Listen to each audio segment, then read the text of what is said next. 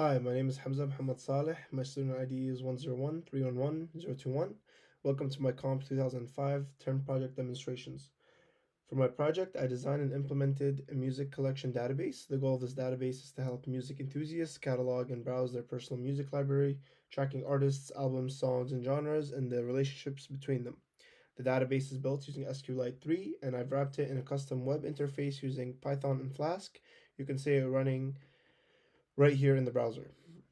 On the homepage, you can see a quick overview. We have 5 artists, 6 albums, 17 songs, 6 genres stored in the database. Now, let me walk you through the database design before we dive into the live queries.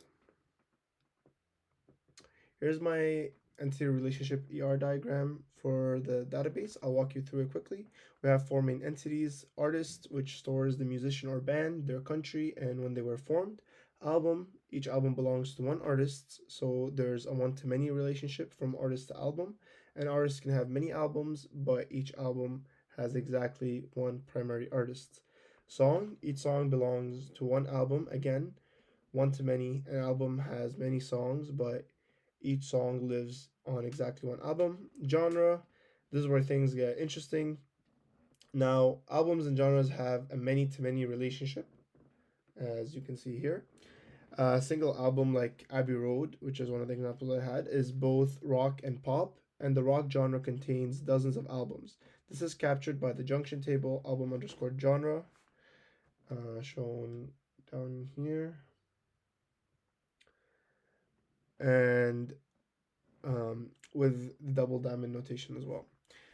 The second end-to-end relationship is between song and artists. For featured artists and collaborations, a song can feature multiple artists and an artist can appear on many songs. This is captured by the underscore artist table, which is right here.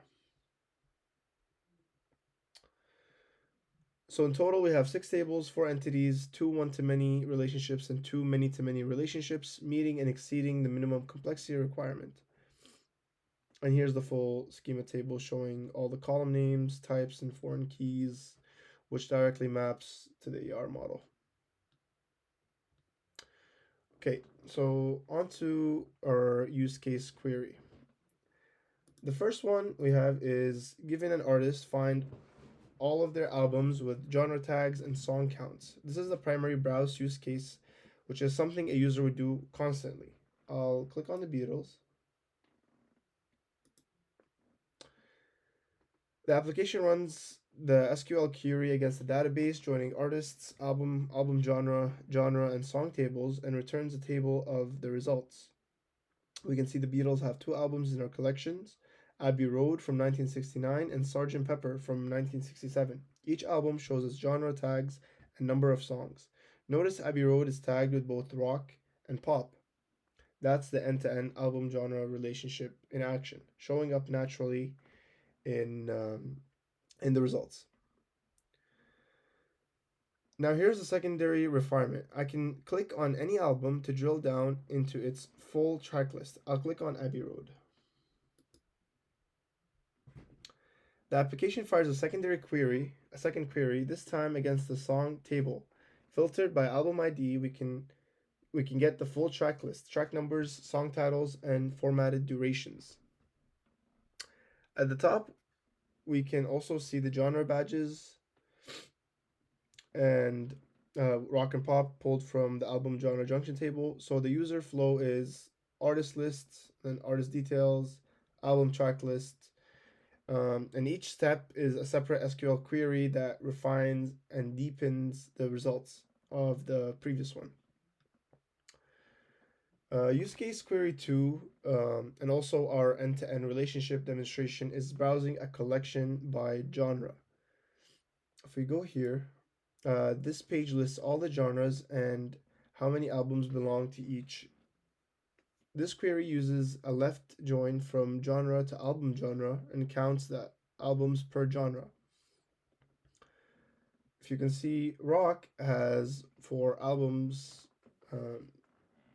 So if I click on browse, this is the end-to-end query in action. The SQL here joins album underscore genre and album and artist to find all the albums tagged as rock.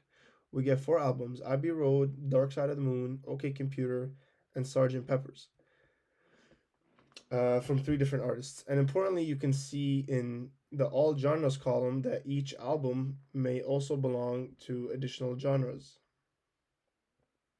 like OK Computer being both rock and alternative, which reflects the many to many structure of the data. I can click on any of these albums to drill into the track lists, again demonstrating the secondary refinement pattern. For example, OK Computer, if I click, I can see the track list.